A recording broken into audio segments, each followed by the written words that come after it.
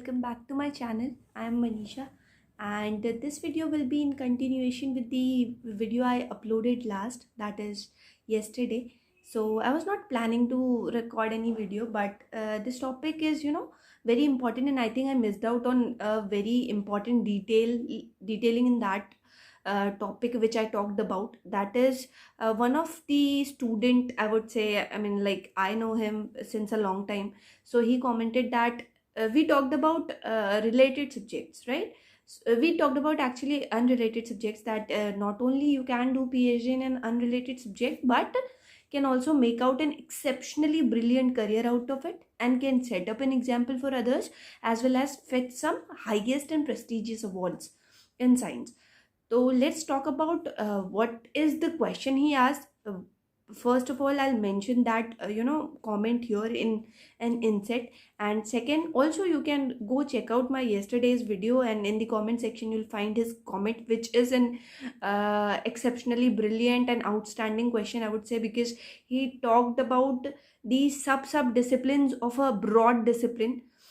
For many of you who, some of you might know that you don't get a degree in PhD in a pure science. There are very few places, like, say for example, some universities or some research institutions who impart you degree in your pure science. Otherwise it's like something associated with biotechnology, something associated with biology. Say for example, if as I quote myself only, because I have only me to make an example of.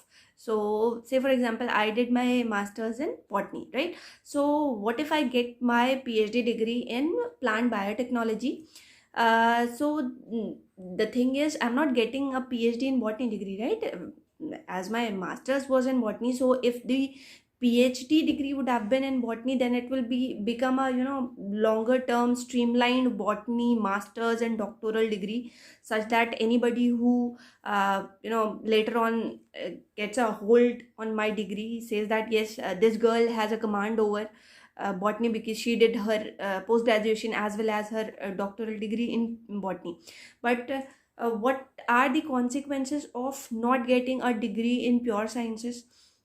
So the thing is कि sometimes बहुत सारे research institutions में this happens that you don't get degree in your related discipline, but in some other related area, that is some sub disciplines. For example, as we all know that biotech has completely spanned us all together.